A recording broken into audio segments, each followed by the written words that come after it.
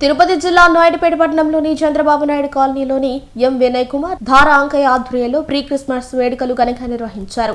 కార్యక్రమానికి ముఖ్య అతిథిగా సూలూరుపేట శాసనసభ్యులు నెలవెల విజయశ్రీ పాల్గొన్నారు. అనంతరం ఎమ్మెల్యే మాట్లాడుతూ శాంతి మార్గంలో నడవాలి, సేవా భావంతో మెలకాలి అని క్రీస్తు బోధనలు సర్వ మానవాళికి ఆచరణీయమని, ప్రభువైన యేసు క్రీస్తు జన్మించిన క్రిస్మస్ పర్వదినం మనందరికీ స్ఫూర్తిని అందిస్తుందని అన్నారు.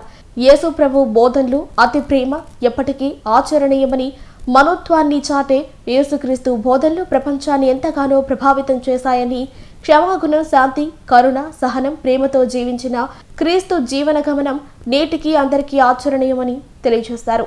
కార్యక్రమంలో తెలుగుదేశం పార్టీ నాయకులు, పాస్టర్లు పాల్గొన్నారు. కంటే ముందు ప్రీ క్రిస్మస్ సెలబ్రేషన్స్ చేయడానికి ముఖ్య కారణం అందరినీ కలుసుకొని అందరికీ కూడా ఈ క్రిస్మస్ విశేషణ అందరికీ తెలియజేసేలాగా నాయకులందరూ కూడా కలిసి ఈరోజు పాస్టర్లతో కలిసి పాల్గొనాలనే ఈ కార్యక్రమాలని ఏర్పాటు చేశారు మన ముఖ్యమంత్రి శ్రీ నారా చంద్రబాబు నాయుడు గారు. పెద్దలందరూ కూడా చెప్పినట్టు మన భారతదేశంలో కుల మతాలకి అతీతంగా అందరూ కూడా అన్నదమ్ముల్లాగా కలిసి ఏ కష్టం వచ్చినా సంతోషం వచ్చినా కూడా అందరూ కలిసి ఎప్పుడు కూడా ఉంటారు. అలాంటి భారతదేశంలో పుట్టినందుకు నేను చాలా గర్వపడుతుంటాను. అలాగే మీ అందరికీ తెలుసులన్నీ కూడా ఈరోజు కూటమి ప్రభుత్వం తీరుస్తుంది. అలాగే మనకు క్రైస్తవులకు పుణ్యక్షేత్రమైన జెరూసలేం కూడా ఆ యాత్రకు పోవడానికి మన కూటమి ప్రభుత్వం కూడా కొంతవరకు వాళ్ళకి యాత్రకి సంబంధించిన వేతనం కూడా వాళ్ళకి ఇస్తుందని తెలియజేసింది.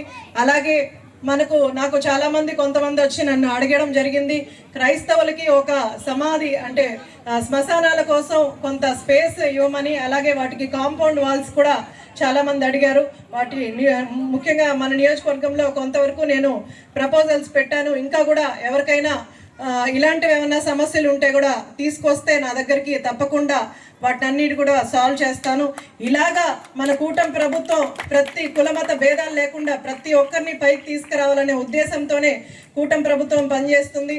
అలాగే నేను కూడా గెలిచిన దగ్గర నుంచి కూడా ఏదో ఒకటి సూలూరుపేట నియోజకవర్గానికి అభివృద్ధి చేయడానికి ప్రయత్నం కూడా చేస్తున్నాను. ఇప్పటికీ 1.5 సంవత్సరంలో మనం చాలా వరకు పనులు చేసుకుంటూ వచ్చాం.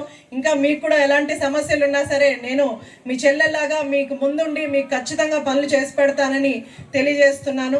అలాగే నియోజకవర్గ అభివృద్ధి కోసం ఇంకా 3.5 సంవత్సరం మీ అందరి కోసం కష్టపడి పనిచేస్తానని సభాముఖంగా తెలియజేస్తూ ఇక్కడ అందరికీ కూడా క్రిస్మస్ సెలబ్రేషన్స్, క్రిస్మస్ శుభాకాంక్షలు తెలియజేస్తున్నాను.